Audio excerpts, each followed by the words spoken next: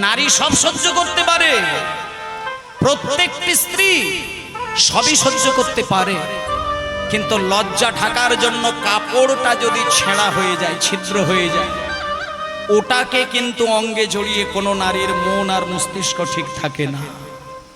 আজকে যখন ছেঁড়া শাড়িটাকে সুদামা স্ত্রী কুচেলা দেবী জড়িয়ে সরিয়ে কোনো রকমে দেহটাকে ঢাকার জন্য পড়তে যায়, যখন দেহের এই দিকটা ঢাকতে যায়, দেখা গেল অঙ্গের আরেকটা দিকে আলগা হয়ে যায়, আবার টেনে ওই দিকটা ঢাকতে গেলে আবার অন্য দিকটা খুলে যায়। যখন কোনোভাবেই দেহটাকে ঢাকতে পারলো না, সেদিন কুচেলা দেবীর মাথাটা গরম হয়ে গেল।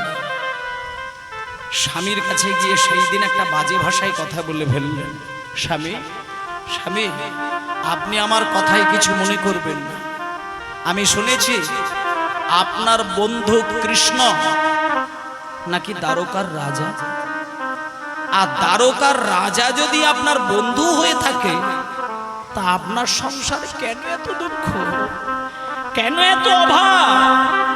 আপনি একটু কষ্ট করে গিয়ে ভাইকানাইয়ের কাছে হাত পেতে কিছু টাকা পয়সা নিয়ে আসুন না, তাহলে তো আমাকে এত জ্বালা যন্ত্রণা আর সহ্য করতে হয় না স্বামী।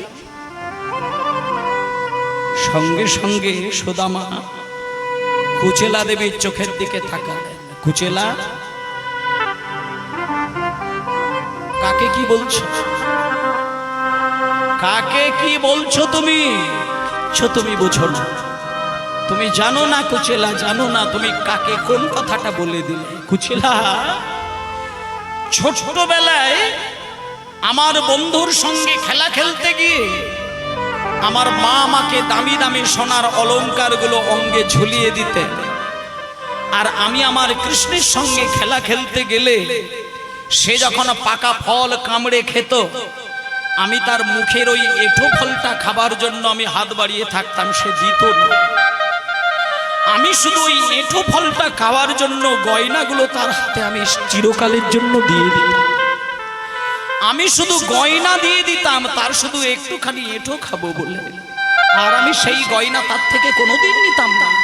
তাহলে যে বন্ধুর কাছ থেকে এঁঠো খেতে গিয়ে গয়না খুলে দিতাম, সেই বন্ধুর কাছে হাত বাড়িয়ে টাকা চাইব? কুচেলা, পারবো না। আমি যদি না খেতে পেয়ে মরেও যাই, আমার ভাই কানাইয়ের কাছে আমি যেতে পারবো না। তুমি যাই বলো কুচেলা, যাই বলো, আমি পারবো না। এইখানটা মায়েরা খেয়াল করে দেখবে, এইবার গুরুত্ব দিয়ে শোনো।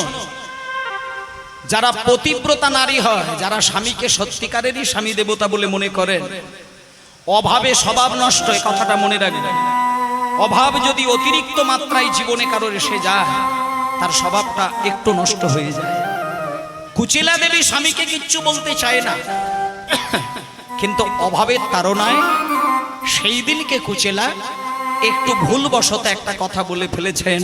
কিন্তু মায়েরা, স্বামীকে যদি কোনো স্ত্রী ব্যথা দিয়ে একটা কথা বলে, আপনারা প্রমাণ নিয়ে দেখবেন, যে স্ত্রী স্বামীকে অন্তর থেকে ভালোবাসেন, যে স্ত্রী স্বামীকে হৃদয় দিয়ে ভালোবাসেন, যে স্ত্রী স্বামীকে নিজের থেকে বেশি করে ভালোবাসেন, সেই স্ত্রী যদি ভুল করে স্বামীকে একটা ব্যথা দিয়ে কথা বলেন, স্বামী যদি স্ত্রীর আচরণ পেয়ে কেঁদে ওঠে, 2 ফোঁটা জল যদি স্বামীর চোখে দেখতে পাই, 200 ফোঁটা নয়নের জল স্ত্রীর নয়নের টানে এসে যায়। এটাই হলো পবিত্র ভালোবাসা। আজকে যখন সুদামা কেঁদে ফেললেন, সঙ্গে সঙ্গে সুদামা স্ত্রী কুচেলা কথাটা ঘুরিয়ে দিলেন। বুদ্ধিমতী তো, বুদ্ধিমতী কুচেলা কথাটাকে ঘুরিয়ে দিয়েছে, আর বুঝতে দিল না। চোখের জলটা মুছেই কথাটা ঘুরিয়ে দিয়ে বলছেন, স্বামী আপনি আমার কথায় কিচ্ছু মনে করবেন না, আমি আসলে ওই কথাটা বলতে চাই। আমি আসলে আপনাকে বলতে চাইছিলাম, আপনি অনেকগুলো দিন, অনেকগুলো বছর আপনার ভাই কানাইকে সামনে থেকে দেখেন, তাই আপনার মনটা অস্থির হয়ে উঠেছে। তাই যাতে করে আপনার ভাই কানাইকে একটা বারের জন্য দেখে আসতে পারেন, আমি সেই জন্য কথাটা বলেছিলাম, আপনি কিছু মনে করবেন না। আসলে স্বামী, আমি একটা কথা এতদিনে বুঝে গেছি, যে সংসারে শান্তি বিরাজ করে সেই সংসারে টাকার অভাব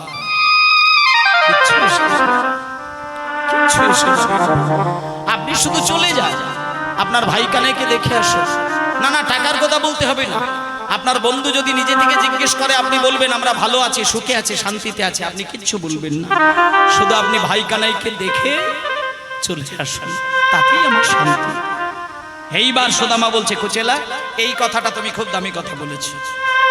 আমিও কয়েকটা দিন ধরে ভাবছিলাম, কেন জানি না মাঝরাত্রিতে আমার মাঝে মাঝে কৃষ্ণের জন্য মনটা খাখা করে, স্বামী স্বামী কবে যাবেন আপনি, কবে যাবেন?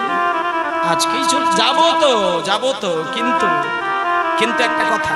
আবার কিন্তু কি কুচিলা, তুমি জানো না, ঘন ঘন যদি কোনো বন্ধুর বাড়িতে যায়, কোনো কিছু হাতে করে নিয়ে যেতে লাগে না। কিন্তু 10 বছর ছাড়া 20 বছর ছাড়া কোনো বন্ধু যদি কোনো বন্ধুর বাড়িতে যায়, কোনো কিছু হাতে করে না নিয়ে গেলে ভদ্রতাটা রাখা যাবে কি? 10 বছর ছাড়া কোনো আত্মীয় বাড়ি যদি আত্মীয় বাড়িতে যাই, বলুন মায়েরা, কিছু যদি হাতে করে না নিয়ে যান, সম্মান রক্ষা করা যাবে কি? তা আজকে সুদামা বলছে কুচিলাকে, কুচিলা আমি অনেকগুলো বছর কৃষ্ণকে দেখিনি, তাই তার কাছে গেলে আমাকে তো কিছু একটা নিয়ে গিয়ে দাঁড়াতে হবে কুচিলা। তাই তুমি একটা কাজ করো, যদি কিছু এনে দিতে পারো উপায়,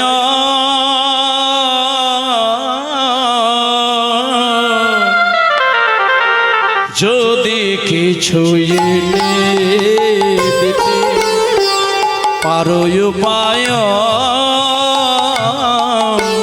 যদি কিছু এনে দিতে পারো উপায়,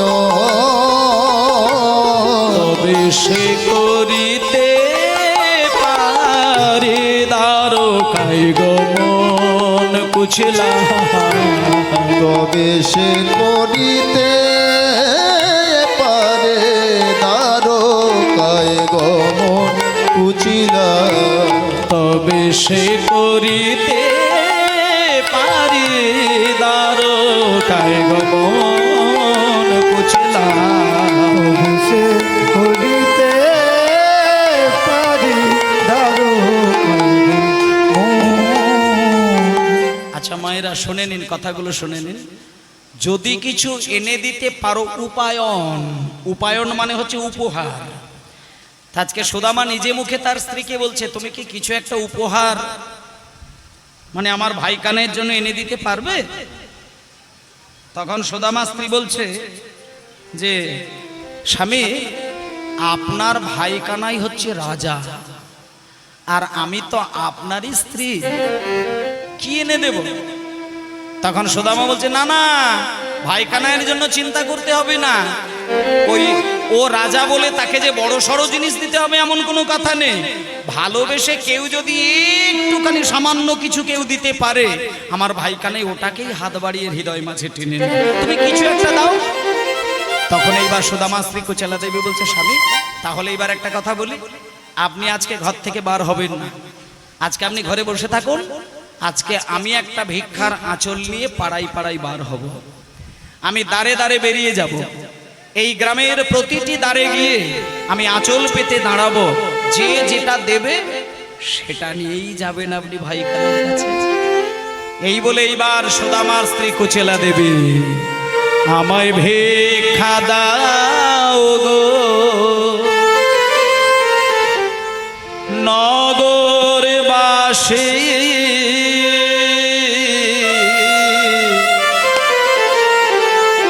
ভিক্ষা দাও আমার, সবাই বলুন হরি হরি বল।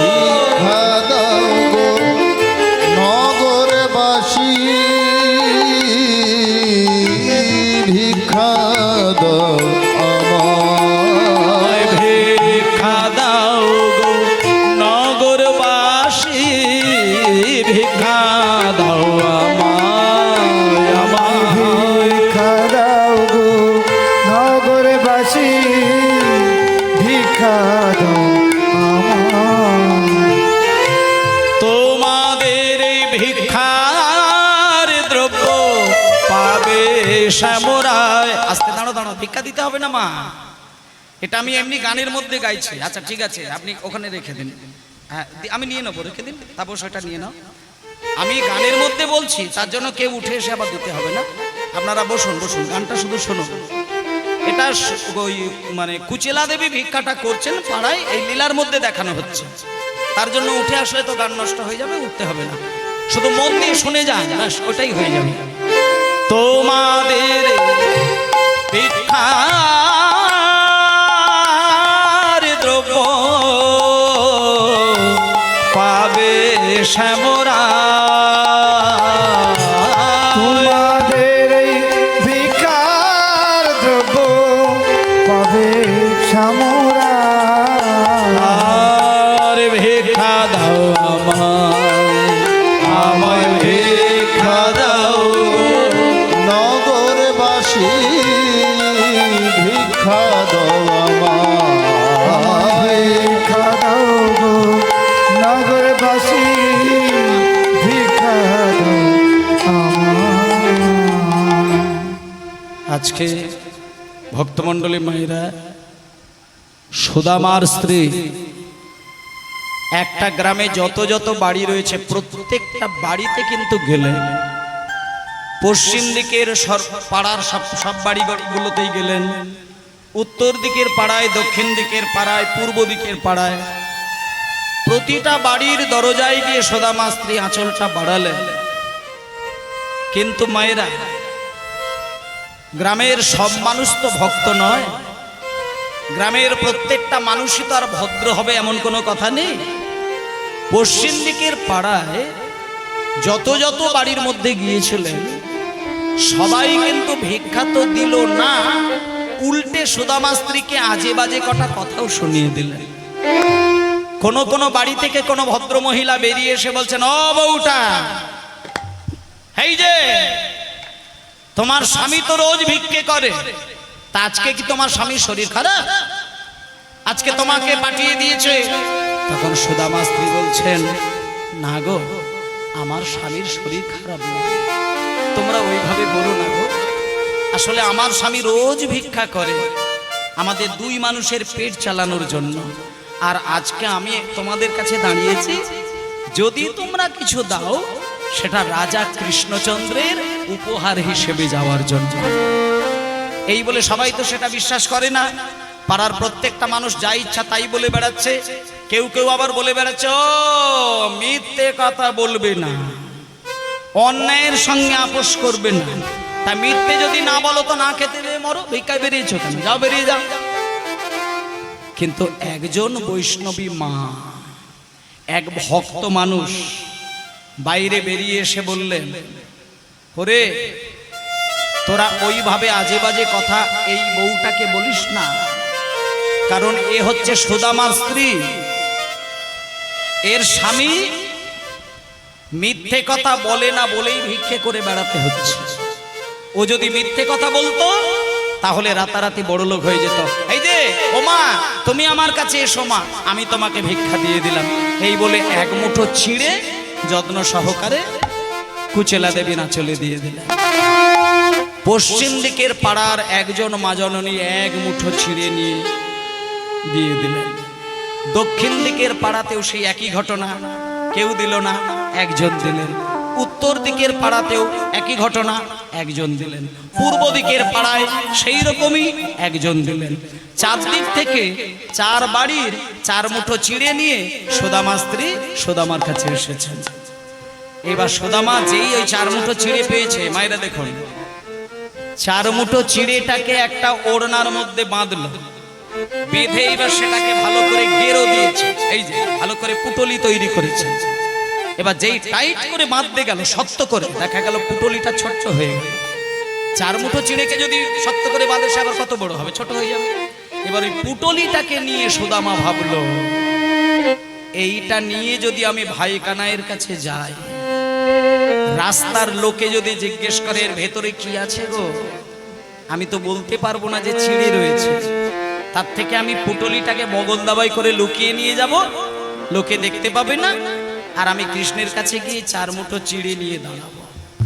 এইবার ওই চার মুঠো চিড়ে সুন্দর করে বগল দাবাই করে নিয়ে কুচেলা দেবীর কাছ থেকে যখন বিদায় নেবে, তখন সুদামা বলছেন, কুচেলা তুমি যেন কষ্ট পেও না, আজকে না তুমি আর আমি দুইজনেই কিন্তু অনাহারে থাকবো।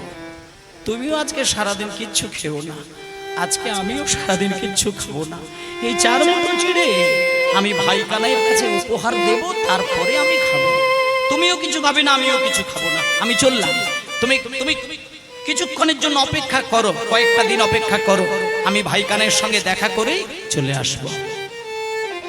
এই বলে কোথায় আমার এইবার বেরিয়ে যাচ্ছে সুদামা। ভালো করে খেয়াল করবেন, বাড়িতে স্ত্রীকে রেখে দিয়ে গেলেন আর সুদামা বেরিয়ে গেলেন। কোথায় আমার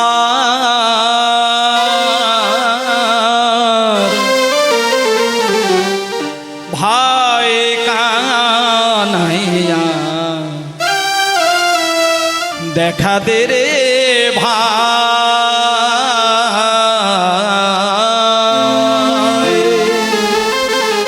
কোথায় আমার ভাই কানাইয়া, দেখা দে রে ভাই। কোথায় আমার ভাই কানাইয়া, দেখা দে রে ভাই। আমার ভাই কানাইয়া, দেখা দে রে ভাই। তোর বিরহে পরাণ আমার চলে যেতে চায়। তোর বিরহে পরাণ আমার চলে যেতে চায়। তোর বিরহে পরাণ আমার চলে যেতে তোর চায়। বিরহে পরাণ আমার চলে যেতে চায়। আর দেখা দে আমার, বলে কোথায় আমার ভাই কানাইয়া, দেখা দে রে ভাই। কোথায় আমার ভাই কানাইয়া, দেখা দে রে ভাই। আমার ভাই কানাইয়া, দেখা দে রে ভাই। কোথায় আমার ভাই কানাইয়া, দেখা দে রে ভাই। দেখবো রে তোর মধুর হাসি, শোনবো রে তোর মোহন বাসি। দেখবো রে তো মধুর হাসি, শুনবো রে তোর মোহন বাসি। দেখবো রে মধুর হাসি, শুনবো রে তোর মোহন বাসি। দেখবো রে তোর মধুর হাসি, শুনবো রে তোর মোহন বাসি।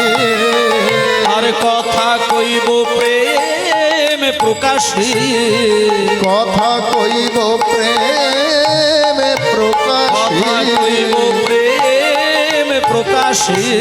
কথা কইব প্রেম প্রকাশী। গান জোড়াবে ভাই, দেখা দে আমায়, বলি কোথায় আমার ভাই কানাইয়া, দেখা দে রে ভাই। আমার ভাই কানাইয়া, দেখা দে রে ভাই। কোথায় আমার ভাই কানাইয়া, দেখা দে রে ভাই। সুদামা বেরিয়ে গেল, বাড়িতে স্ত্রী একা রয়ে গেল। সুদামা বেরিয়ে গেল কৃষ্ণ দর্শনে। ভক্তমণ্ডলী মায়েরা, বাবা, আজকে যখন সুদামা কৃষ্ণের সাক্ষাৎ পাবার জন্য দ্বারকায় গিয়েছে, শুনুন এইবার।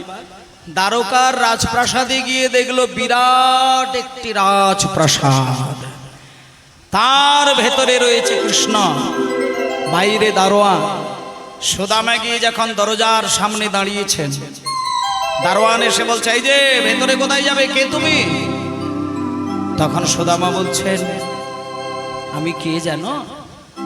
তোমাদের এই যে এত বড় একটা বিরাট রাজবাড়ি, এই রাজবাড়ির যিনি রাজা তার নাম তো কৃষ্ণ, আর ওই কৃষ্ণ হচ্ছে আমার ছোট্টবেলাকার বন্ধু, আমার নাম হচ্ছে সুদামা। তা তোমরা না বিশ্বাস করো, একটা কাজ করো, তোমরা দুইজন দারোয়ান রয়েছে, একজন দারোয়ান আমার কাছে দাঁড়িয়ে যাও, আর একজন দারোয়ান তোমাদের রাজামশাইয়ের কাছে গিয়ে জিজ্ঞেস করবে। তোমরা শুধু একজন গিয়ে বলবে যে ছোটবেলার বন্ধু সুদামা এসেছে, ব্যাস, আর কিছু বলতে লাগবে না। সঙ্গে সঙ্গে একজন দারোয়ান সুদামাকে খেয়াল রাখছে, আর একজন দারোয়ান ভেতরে গিয়েছেন। ভেতরে গিয়ে কৃষ্ণকে বলছেন, মহারাজ, মহারাজ, ও মহারাজ। কে? ও, কি ব্যাপার, এখানে এসে আমাকে মহারাজ মহারাজ করে ডাকছো? তখন দারোয়ান বলছেন, মহারাজ, দরজার সামনে একজন ভিখারি এসেছে, জামা কাপড় ময়লা নোংরা, আর ও বলছে নাকি আপনি ছোটবেলার নাকি বন্ধু, নাম নাকি সুদামা। সুদামা? যেই শুনেছে সুদামা, কনকে পর্যন্ত কৃষ্ণ আছিল বসিয়া, হরিব কৃষ্ণ আছিল বসিয়া, আছিল বসিয়া, আইয়া চলিল কৃষ্ণ সুদামা শুনিয়া, ধাইয়া চলিল কৃষ্ণ সুদামা শুনিয়া, চলিল কৃষ্ণ সুদামা শুনিয়া, ওগো ধাইয়া চলিল কৃষ্ণ সুদামা শুনিয়া। আচ্ছা, এই বাবা ইউটিউবার, ওই কীর্তন হচ্ছে, ওখানে নাচের জিনিসটা দিয়েছো কেন? বন্ধ করো, লোক কীর্তন শুনবে না, ওদিকে আবার কোথায় নাচ হচ্ছে। আর যেই হোক, ওটা বন্ধ করতে হবে তো। ওইদিকে কীর্তন আছে, আর পেছনে যদি এরকম নাচানাচি করে তো মানুষ তো নাচও দেখবে, আমার গানও শুনবে, এটা তো খারাপ হচ্ছে। এই যে ক্যামেরাম্যান আছে, ওইটা বন্ধ করো। গান শেষ হলে যত ইচ্ছা নাচানাচির ভিডিও দেখবে, অসুবিধা নেই, এখন ওটা বন্ধ করে দাও, ওটা ভুল হচ্ছে আপনাদের। একই চোখ আমার দিকেও থাকবে, আবার পিছন দিকে নাচও হবে, ওটা হয় নাকি? এটা সিনেমা, সিনেমা আসর হলে এগুলো হয়, কীর্তন আসরে হয় না, বন্ধ করে দাও। জয় নিতাই, ঠিক আছে, হরিবল, নিতাই গৌর প্রেমানন্দ, হরিবল। কনকে পর্যঙ্কে কৃষ্ণ আছিল বসিয়া, কনকে পর্যঙ্কে কৃষ্ণ আছিল বসিয়া, ধাইয়া চলিল কৃষ্ণ সুদামা শুনিয়া, ধাইয়া চলিল কৃষ্ণ সুদামা শুনিয়া, ধাইয়া চলিল কৃষ্ণ সুদামা শুনিয়া, ধে ধে চলেছে, ধে ধে চলেছে, ধে ধে চলেছে, ধে ধে চলেছে, সুদামা সুদামা বলি ধে ধে চলেছে, সুদামা সুদামা বলে ধে ধে চলেছে। সুদামা। হ্যাঁ, এই তো সুদামা এসেছে। হ্যাঁ, এই তো ব্যাটা। হ্যাঁ, এতগুলো বছর পরে তুই আমার কথা মনে করলি? হ্যাঁ,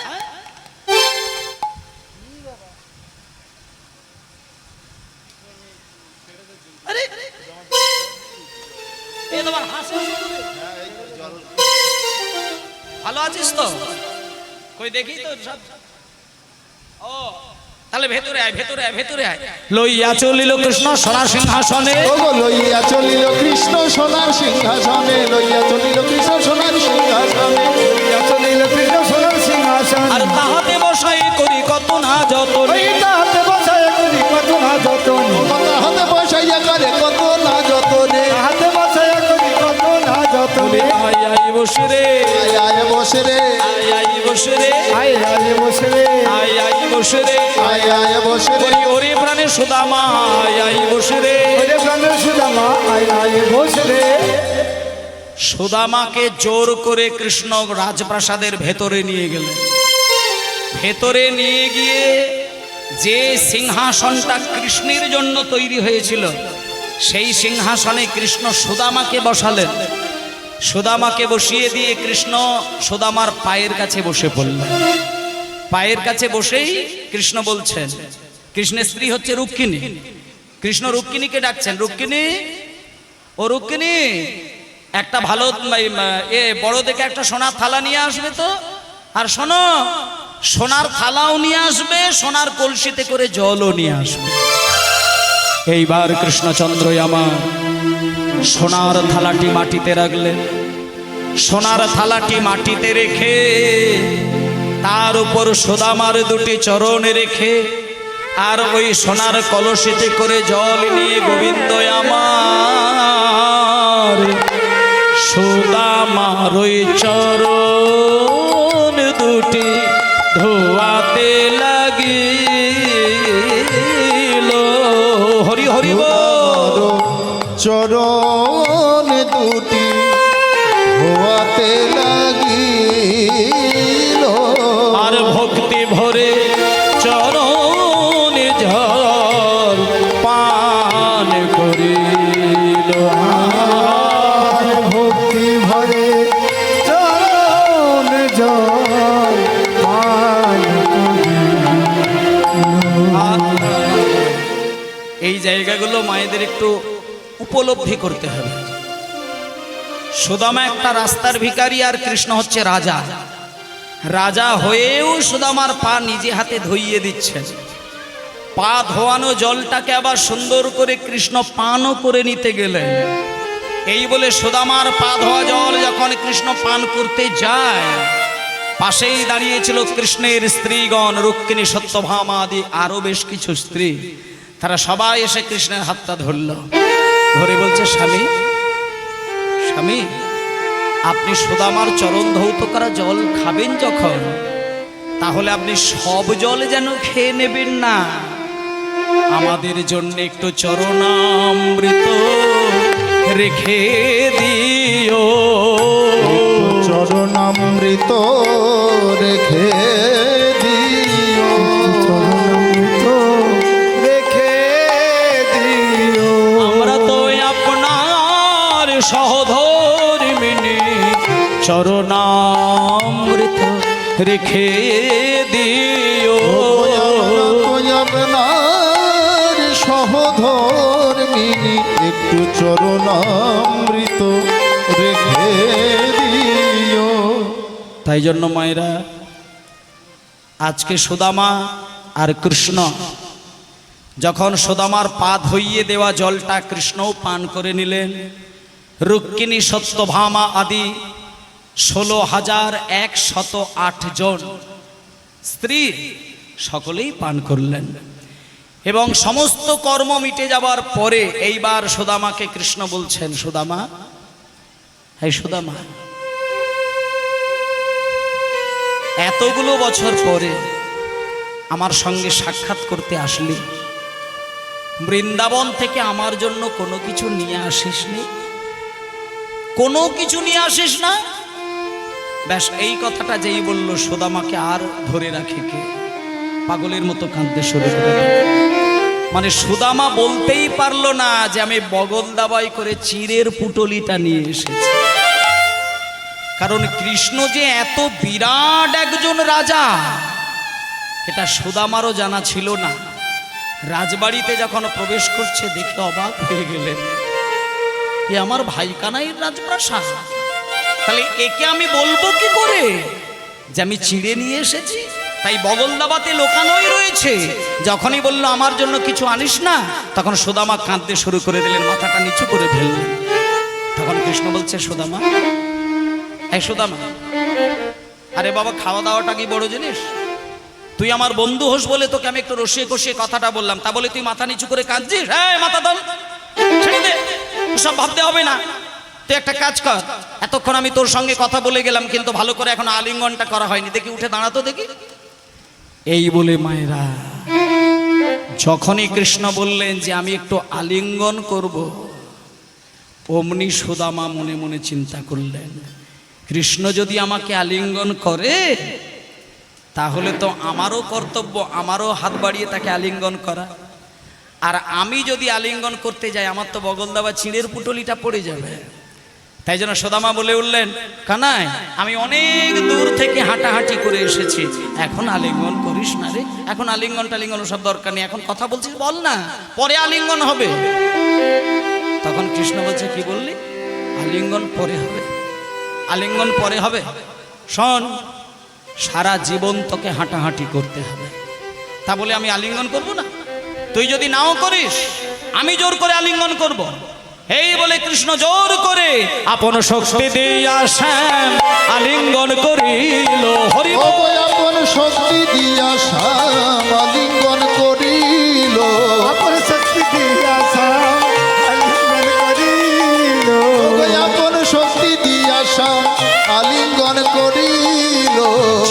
পুতুলি ভূমে পড়িয়া যে গেল। ও গো চিরার পটলে ভূমে পড়িয়া যে গেল। আর চিরার পুতুলি ভূমি পড়িয়া যে গেল। ও গো চিরার পটলে ভূমে পড়িয়া যে গেল।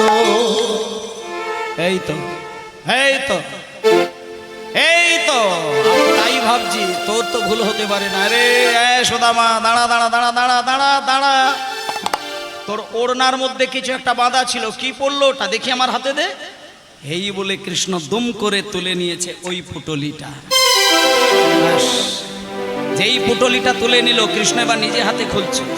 খুলতে খুলতে দেখতে পেয়ে গেল, উমা সুদামা এ তো চিড়ে।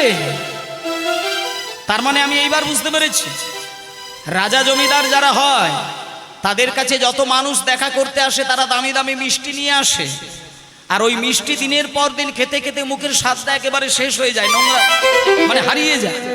আর ওই মুখের স্বাদ পাল্টানোর জন্য আমি যাতে চিড়েগুলো খেলে আমার মুখের স্বাদ ফেরে, তুই আবার এত চিন্তা করে চিড়ে নিয়ে এসেছিস।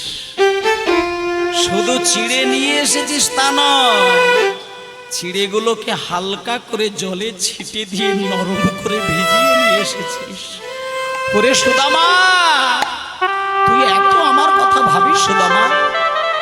আমি রাজা হয়েছি, শুকনো চিড়ে চিবিয়ে চিবিয়ে খেতে গেলে আমার মুখের ভেতরটা ছড়ে যেতে পারে, আঘাত লাগতে পারে, কেটে যেতে পারে, ব্যথা হতে পারে। এই চিন্তা করে আবার তুই আবার হালকা করে জলে ছিটে দিয়ে নরম করে নিয়ে এসেছিস। তুই আমার জন্য এত ভাবিস সুদামা? সুদামা বলে, কানাই রে,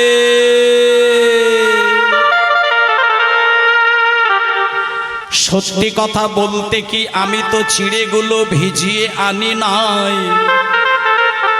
তবে শোন ওই চিড়েগুলো ভিজে গেল কেমন করে জানো? এ যে ভিক্ষা করা চিড়ে, আমার স্ত্রী কুচিলা চার দ্বারে গিয়ে 4 মুঠো ভিক্ষা পেয়েছিল ওই চিড়ে। ওই ভিক্ষা করা চিড়ে যখন আমার হাতে নিয়ে এসে দিল, আমি তখন ওই চিড়েগুলো দাঁড়িয়ে দাঁড়িয়ে ভাবছিলাম, যে বদনে ক্ষীর সর ননি ছানা তুলে দিতে মা যশোদার হাতে কেঁপে যেত, আর যে বদনে পাকা পাকা ফল তুলে দিতে শ্রীরাম সুদামের হাতে কেঁপে যেত, সেই বদনে আমি শুকনো চিড়ে কেমন করে দেব? এই কথাগুলি আমি শুধু চোখ বন্ধ করে ভাবতে ভাবতে আমার চোখের জলে চিড়ে ভিজে গিয়েছে। নিতাই গৌর হরিব। চোখের জলে চিড়ে ভিজে গিয়েছে। চোখের জলে ভিজে গিয়েছে। আমি কেমন করে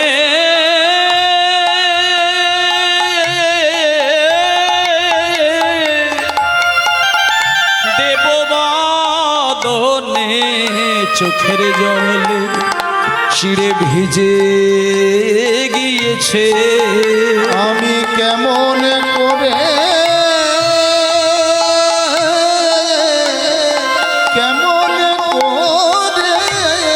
দেব বদনে চোখের জলে চিড়ে ভিজে গিয়েছে। আমি কেমন করে দেব বদন, যে বদনে ননি তুলে দিতে করে কেঁপে যায়। হরি হরি করে দেব বদনে তুলে দিতে ঘরে কেঁপে আমি যায়। কেমন করে দেব বদনে চোখের জলে চিড়ে ভিজে গিয়েছে। তাহলে মায়েরা বুঝতে পারলেন, আজকে সুদামা চিড়েগুলো কিন্তু আদৌ ভিজিয়ে নিয়ে যায় না, চোখের জল দিয়ে ভিজিয়েছিলেন। সুদামার এই কথা শুনে কৃষ্ণ বললেন, সুদামা দুঃখ করিস না, লোকে আমাকে সোনার থালায়, রূপোর থালায়, তামার থালায়, পেতলের থালায় ক্ষীর সর ছানা ননি মাখন সবাই দেয়, কিন্তু চোখের জল দিয়ে চিড়ে ভিজিয়ে নরম করে কেউ আমার আজ পর্যন্ত মুখের সামনে ধরে না।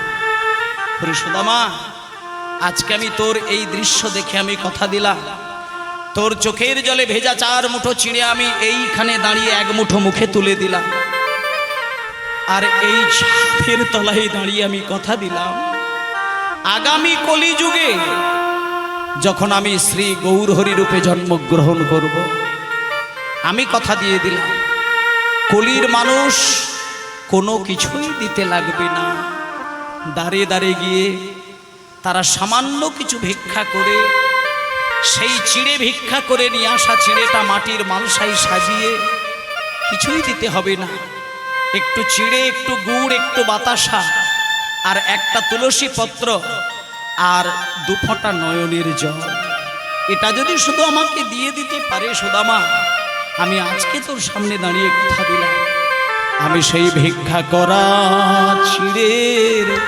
প্রসাদে পাব। ভিক্ষা করা চিড়ের প্রসাদ পাবো, ভিক্ষা করা চিড়ের প্রসাদে পাব। ভিক্ষা করা চিড়ে প্রসাদ পাবো। আচ্ছা, এখানে তো অনেকেই মায়েরা বাবারা রয়েছেন, বলুন তো, কলিযুগে যদি মহাপ্রভুর ভোগ হতে হয়, আপনার পয়সার গরম থাকলেও আপনি রূপো, পেতল, তামা, সোনার থালায় কি গৌরহরির প্রসাদ দিতে পারবেন? যদিও দেন, সেটা আপনার অহংকার হয়ে যাবে, ওখানে গৌরহরি একদম আসবেন না। কারণ গৌরাঙ্গের যদি ভোগ লাগাতে হয়, আপনি যতই রাজা হন আর জমিদার হন, আপনাকে কুমোর বাড়িতে গিয়ে একটা মাটির মালসা কিনে নিয়ে তাতে চিড়ে গুড় বাতাসা সাজিয়ে তুলসী পত্র চাপিয়ে প্রসাদ দিলে আমার গৌরহরি আরো বেশি খুশি হয়ে যায়। তাই ভক্তমণ্ডলী মায়েরা, এই ক্ষেত্রে সুদামার ওই চিড়ে প্রসাদ থেকেই শুরু হয়ে গেল আমার গৌরাঙ্গে চিড়ে ভোগের নিয়ম। এইবার মায়েরা চিড়ে প্রসাদ কথা দিয়ে দিলেন আমার সেই কৃষ্ণচন্দ্র। এইবার কৃষ্ণচন্দ্র দেখতে দেখতে যখন সমস্ত প্রসাদ সবাইকে বিতরণ করে দিলেন, সঙ্গে সঙ্গে সুদামা বলে উঠলেন, কানাই, এই কানাই, অনেকগুলো দিনই তো আমি তোর কাছে কাটালাম, এইবার আমায় বিদায় দে, আমার বাড়িতে আমার স্ত্রী আমার জন্য অপেক্ষা করছে, এইবার আমি বাড়ি যাই। শুনুন মায়েরা, যখন বললাম আমি বাড়ি যাব, আমাকে বিদায় দে, কৃষ্ণ মনে মনে চিন্তা করে নিলেন সুদামার সংসারে কতটা টাকা পয়সার অভাব আমি ছাড়া কেউ বলতে পারে না। আমি এ জগতে কার কত অর্থের অভাব আছে সেটা আমি ব্রহ্মাণ্ডের মালিক কৃষ্ণ, আমি সব জানতে পারি। সুদামার সংসারে কত অভাব আমি খুব জানি, কিন্তু এতগুলো দিন সুদামা আমার সঙ্গে কাটালো, কিন্তু ও এখন আমাকে বলছে বিদায় দে, কিন্তু একটাবারও আমাকে হাত বাড়িয়ে টাকা পয়সা চাইলো না। যখন বলল যে আমি কিচ্ছু চাই না, আমাকে বিদায় দে, তখন কৃষ্ণ বললেন সুদামা, এই এতক্ষণ কৃষ্ণ মুখ খুললেন, এর আগে মুখ খুলেছিল না কৃষ্ণ। এইবার সুদামাকে যাবার সময় বলছে, সুদামা, তোকে আমি ধরে আটকাবো না, আমি বিদায় দেব, কিন্তু তার আগে একটা কথা তোর থেকে জানতে চাইব, তুই যে আমার কাছে আসলি, আমি তো রাজা, আমার কাছে কেউ যদি আসে হাত বাড়িয়ে কিছু চায়, তা তুই যে আমার কাছে এলি, তুই আমার বন্ধু, আমার কাছ থেকে কিছু চাইবি না? তখন সুদামা হাত জোড় করে বললেন, সখারে, আমার তো সংসারে কোনো কিছু অভাব নেই, আমি খুব ভালো আছি, তুই শুধু আমাকে প্রাণ ভরে আশীর্বাদ করে যা, আর আমি কিচ্ছু চাই না, আমি চললাম, আমি খুব ভালো আছি, তুই ভালো থাকিস, আমি চললাম। কৃষ্ণ ছেড়ে দিলেন। দেখুন, ভক্ত যদি ভগবানকে সেবা দিতে গিয়ে বৈরাগ্যটা কৃষ্ণের চরণে দেখাতে পারেন, তাতে আপনাকে কাঁদতে হবে না। শুনে রাখুন, ভক্ত বৈরাগ্যের দরজা খুলে দিলে ভগবান ওই ভক্তের বৈরাগ্য দেখে কেঁদে ফেলেন, এটা সব সময় জানবেন। আর ভগবান যদি ভক্তের জন্য কাঁদে, ভগবানকে চাইতে লাগে না, ভগবান দেবার জন্য হাত খুলে দিয়ে দেয়। আজকে যখন সুদামা বলল আমার কিছুই দরকার নেই, আমি খুব ভালো আছি, আমি চললাম, কৃষ্ণের বুকটা জ্বলে গেল, চোখ থেকে জল এসে গেল। সুদামাকে বিদায় জানিয়ে দিলেন, সুদামা বেরিয়ে গেলেন। গভীর জঙ্গলের পথে সুদামা একটা গাছের ছায়ায় দাঁড়িয়ে দাঁড়িয়ে চিন্তা করছেন, আমি পথের ভিখারি আর কৃষ্ণ রাজা। কিন্তু আমি যেহেতু তার ছোট্টবেলার বন্ধু, তাই সে নিজে রাজা মনে করেও কিন্তু আমাকে রাস্তার ভিখারি ভেবেও কিন্তু আমাকে দেখার সাথে সাথে সে সিংহাসন ছেড়ে দিয়েছেন আর আমাকে টেনে নিয়ে বুকের মধ্যে আলিঙ্গন করে জড়িয়ে ধরেছেন। আমি আর কিছুই চাই না হরি, সবাই বলুন হরি বল। আমি আর কিছুই চাই না হরি, আর কিছু চাই না হরি। জন্মে জন্মে বন্ধু হতে পারি, আর কিছুই চাই না হরি। জন্মে জন্মে বন্ধু হতে পারি, আমি আর কিছু চাই না হরি। তাই জন্য মায়েরা, জন্মে জন্মে বন্ধুত্ব হয়ে এসেছিল আমার সুদামা। এটা আপনারা অনেকেই জানেন, অনেকেই জানেননি। আজকে যিনি সুদামা, তিনি যখন বাড়িতে আসলেন, মায়েরাই বা শুনে নিন, বাড়িতে এসে যখন তালপাতার কুঁড়ে ঘরের কাছে এসে দাঁড়িয়েছে, দেখলো তালপাতার কুঁড়ে ঘর আর খুঁজতে পাচ্ছে না। বিরাট একটা রাজবাড়ি দাঁড়িয়ে রয়েছে। এ কে? কার এই রাজপ্রাসাদ?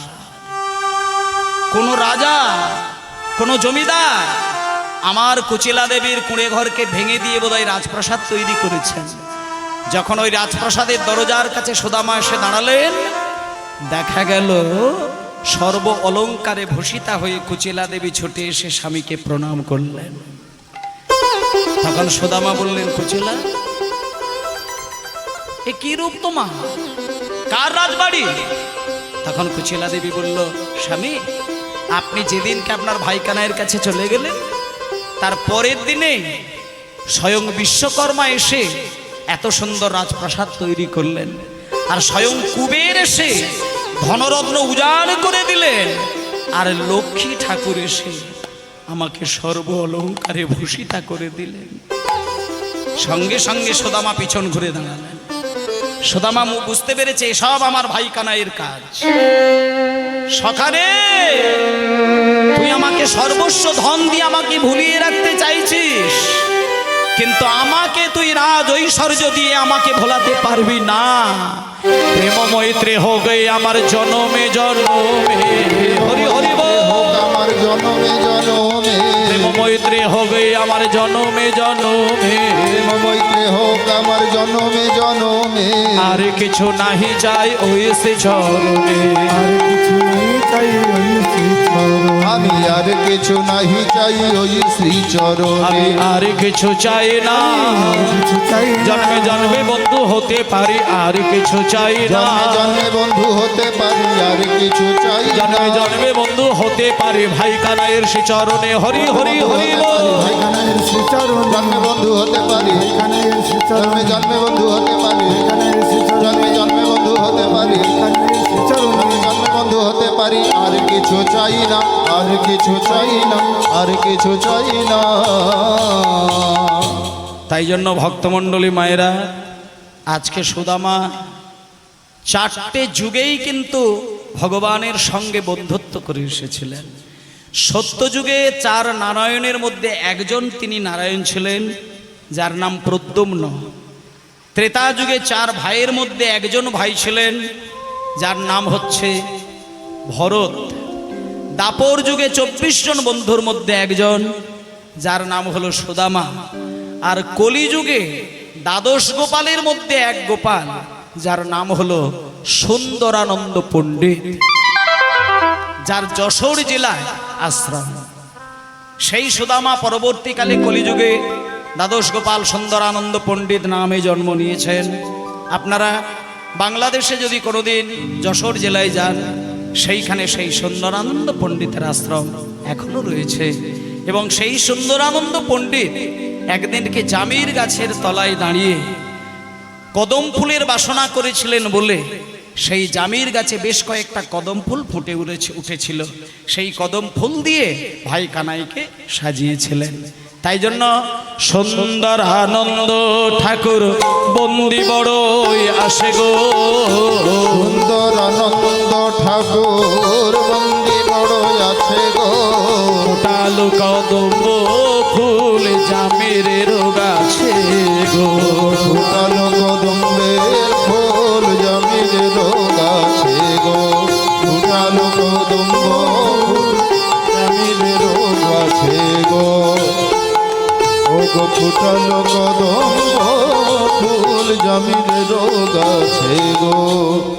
আজকে আপনারা এমন একজন ভক্তের ঘটনা শুনলেন, যে ভক্ত 4 যুগেই কৃষ্ণের সঙ্গে সঙ্গে কাটিয়েছিলেন, যে ভক্তের নাম হলো সুদামা। তাই আজকে আপাতত সবাই মিলে একবার বলুন, কৃষ্ণ সুদামা কি, বৃন্দাবন ধাম কি, জয় আপন আপন গুরুদেব কি, জয় জয় জয় ভক্তবৃন্দ গৌর যাহার প্রাণ, জয় ভক্তবৃন্দ গৌর যাহার প্রাণ, জয় জয় ভক্তবৃন্দ গৌর যাহার প্রাণ, জয় জয় ভক্তবৃন্দ গৌর যাহার প্রাণ, সবে মিলে করমরে প্রেম ভক্তি গান, করো মোরে প্রেম ভক্তি দান, সবে মিলে করো মোরে প্রেম ভক্তি গান। আর জয় দাও জয় দাও, জয় রাম, জয় দাও জয় দাও, জয় রাম, বদন ভরে বাহু তুলে জয় দাও জয় দাও, ভরে বাহু তুলে হরি বল হরি বল, ঘরে বাহু তুলে জয় রাম, জয় রাম, যশোদা পিতা নন্দের সবাই মিলে জয় দাও, সদা পিতানন্দের সবাই মিলে জয় রাম, মধুর শ্রী বৃন্দাবন সবাই মিলে জয় দাও, মধুর শ্রী বৃন্দাবনে সবাই মিলে জয় দাও। নিতাই গৌর হরি বল হরি বল হরি বল হরি বল, জয় গৌর হরি বল, হরি বল, হরি বল, হরি বল, হরি হরি বল, বল গৌর হরি বল, রাধে নিতাই গৌর প্রমানন্দে হরি বল হরি বল হরি বল। রাধে রাধা গোবিন্দ জয় রাধে রাধা